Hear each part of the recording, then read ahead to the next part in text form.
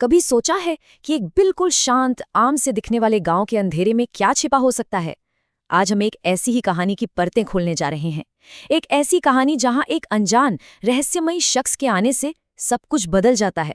और हम देखेंगे कि कैसे ये एक मॉडर्न लोक कथा डर पैदा करने के लिए उन्हीं क्लासिक हॉरर टेक्निक्स का इस्तेमाल करती है जो हमेशा से काम करती आई हैं।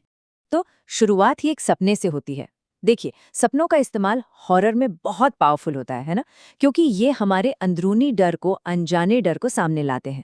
और यहाँ प्रिया का सपना सीधा सीधा खतरे और माया के बीच एक लिंक बना देता है। मतलब खतरा अब सिर्फ बाहर नहीं है, बल्कि साइकोलॉजिकल हो गया है, ज्यादा पर्सनल। हर अच्छी हॉरर कहानी की शुरुआत आमतौर पर एक झूठी सुरक्षा के एहसास से होती है। तो आइए शुरू करते हैं एक्ट 1 से, द सिडक्टिव अराइवल। यहाँ हम देखेंगे कि कैसे सबसे खतरनाक चीजें अक्सर सबसे खूबसूरत नकाब पहनकर आती हैं। तो देखिए, कहानी अपने विलेन को एक मॉन्स्टर के रूप में नहीं दिखाती, बल्कि एक बहुत ही सुंदर और अट्रैक्टिव चीज के रूप में।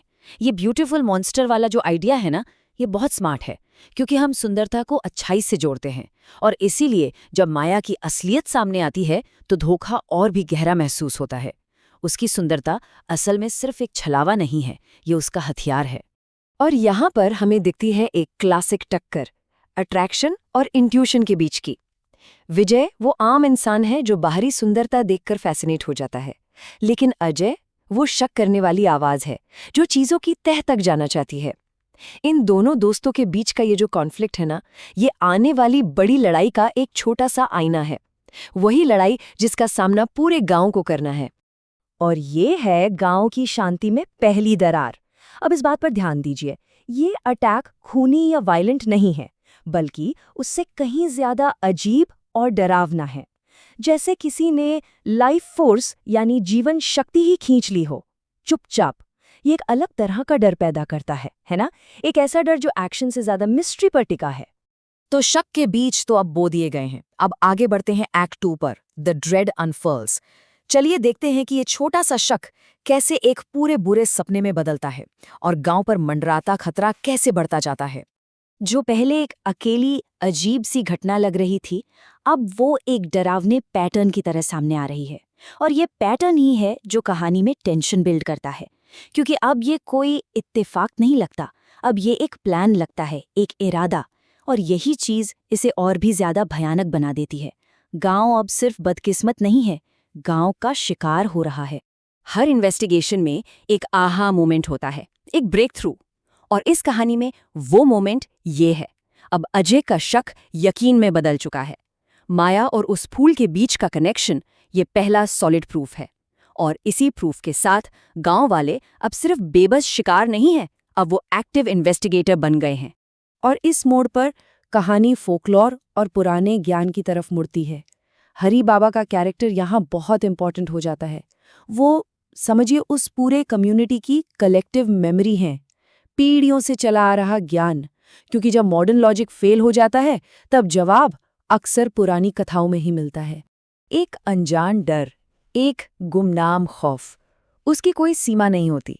लेकिन जब उस राक्षस को एक नाम मिल जाता है, तो उसे समझा जा सकता है और उससे लड़ा भी जा सकता है। तो यक्षिणी की ये डेफिनेशन, ये एक बहुत बड़ा टर्निंग पॉइंट है।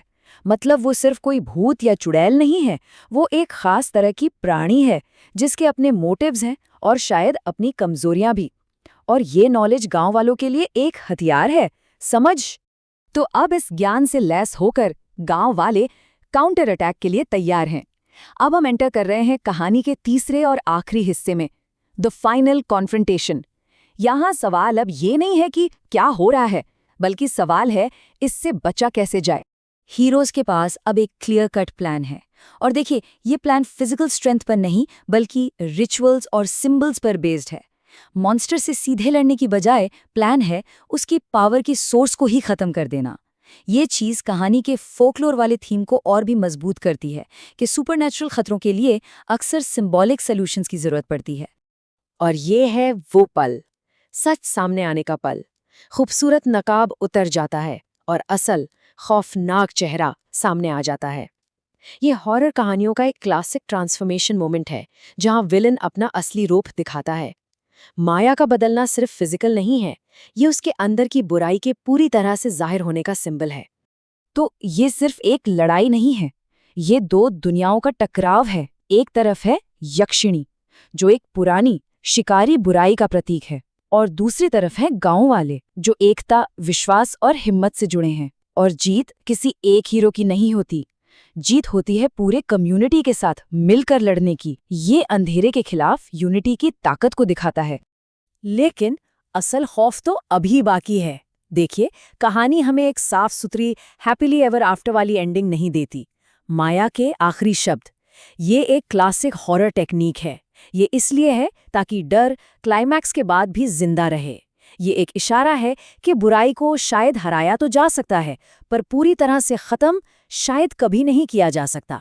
और यही बात मन में एक बेचैनी छोड़ जाती है। फिजिकल लड़ाई शायद खत्म हो गई हो, लेकिन साइकोलॉजिकल लड़ाई तो अब शुरू हुई है। प्रिया के बुरे सपने हमें याद दिलाते हैं कि सबसे गहरे जख्म वो होते हैं जो दिखाई नहीं देते।